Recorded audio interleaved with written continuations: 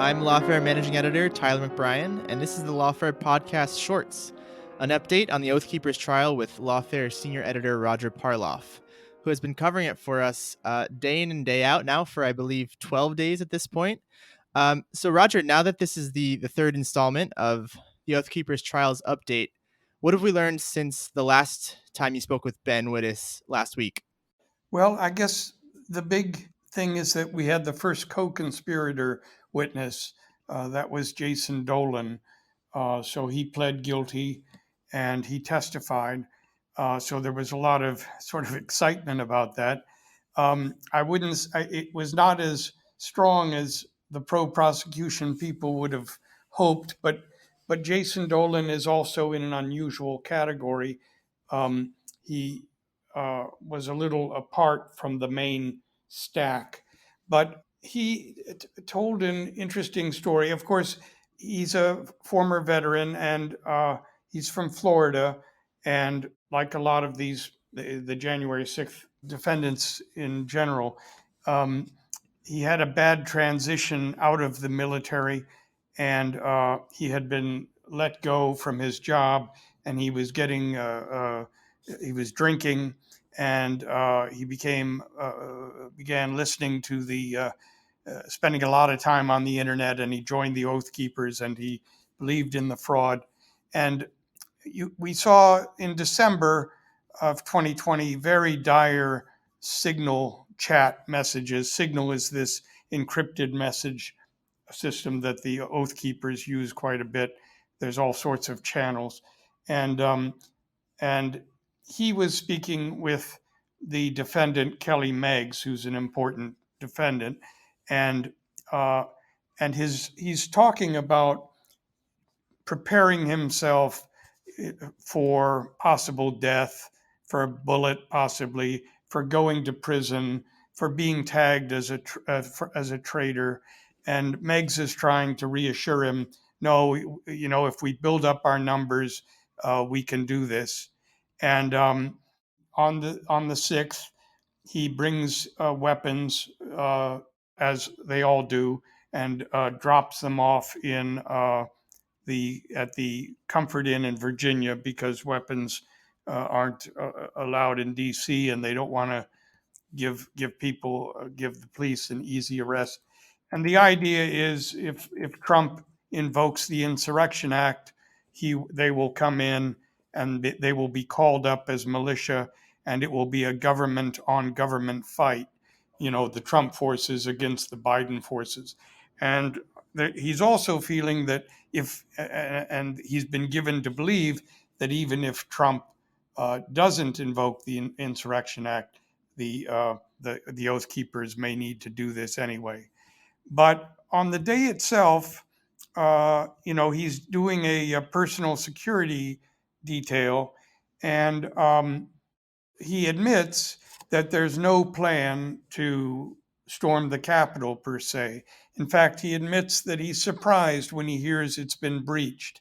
And then when it happens, and here's where his story differs from others, he and the defendant Harrelson are sort of apart from the others, and on a security detail. And so they go to the east side of the Capitol, and they're there before anyone else is. And when the barricades break, they sort of the crowd surges forward, and they say they ascend the staircase without anyone telling them to. And he says he's not, this was not planned. And Meggs didn't tell him to do that. Rhodes didn't tell him, Stuart Rhodes, the top defendant. So, and then they go in as, so many people do. And they do not assault police and so on. So, and they don't break anything. And then they come out, and afterwards, this also doesn't help the government. There's a huddle outside the Capitol with Rhodes, and he thinks he overhears Rhodes saying, that was stupid. But he can't say specifically who that was to or what it was about. Anyway, so it's a mixed bag. Yeah, I'm curious. You mentioned in one of your excellent and detailed tweets from the day that the defense scored some points on cross of co-conspirator Dolan. You were sort of hinting at this in your recap so far, but what led you to that assessment? Why did you see this as not so stellar a day for the government? I sort of packed that into what I was saying before. The parts about Rhodes possibly saying that was stupid. The fact that neither Meggs nor Rhodes told him to, there was no order to enter the Capitol. The fact that he was surprised. You sort of have to assume that others had his same frame of mind. I guess the best that the government had was that um, he said there was no specific plan to storm the Capitol, but he had what was called a commander's intent. His understanding that the overall goal was to stop Biden from becoming president. How that would happen, he never really was told or understood, and so that's an important fuzzy thing in a conspiracy case. Last week you mentioned that the prosecution was roughly halfway through um, its case. Where do we stand now, and when do we expect to hear from the defense as well? Well, the government will probably finish next week, sometime next week, and then the defense expect 2 to 3 weeks.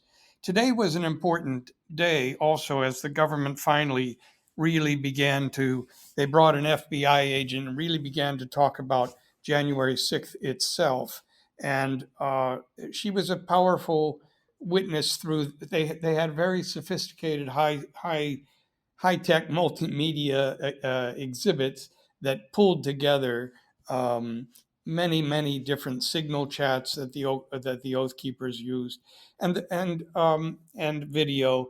And there was also some new stuff from Kelly Sorrell. People, including me, have mistakenly been referring to her as the Oath Keepers General Counsel. Apparently, they started calling her that after January 6th. And that the government contends that that is a bit of a ruse, a sort of a cover your back situation. That that she was just Rhodes's girlfriend, and these were not. She was not really playing an attorney role. Anyway, on the 6th, she was with Rhodes, and she actually posted some Facebook live video, and which of course she took down later. But it's pretty damning. And when the when the breach occurs, she's very enthusiastic, and at somebody says somebody questions what's happening, whether it's wise, and she says, "We're acting like founding fathers, can't stand down. Per Stewart and I concur." That actually was a signal chat message, not a Facebook message, but her uh, and what she means by per Stewart is that Stewart is saying this through her to the other people on the chat, that we're acting like founding fathers, can't stand down. That's per Stewart, and I concur. And then in the Facebook messages, uh, she'll say, "This is probably one of the coolest damn things I've ever seen in my entire life. It isn't a bad thing, and you can't be scared. Otherwise, you end up as communist little peasants. That's how you take your government back. You literally take it back." So these are pretty damning statements. In addition, there's just a tremendous number of damning signal chat messages, and also uh, Zello messages. Defendant Watkins, Jessica Watkins, was using this walkie-talkie app, an app on a phone that simulates a walkie-talkie, and her messages, and she's speaking to other oath keepers who aren't on location but back in Illinois, and uh, and those interchanges are very very damning. The other people will tell her Pence is doing his traitorous bullshit, and her mission is, it's clear, is to try to prevent the transfer of power. Senior Editor Roger Parloff, thank you so much for another excellent dispatch, and we'll see you next week. Okay, thanks very much.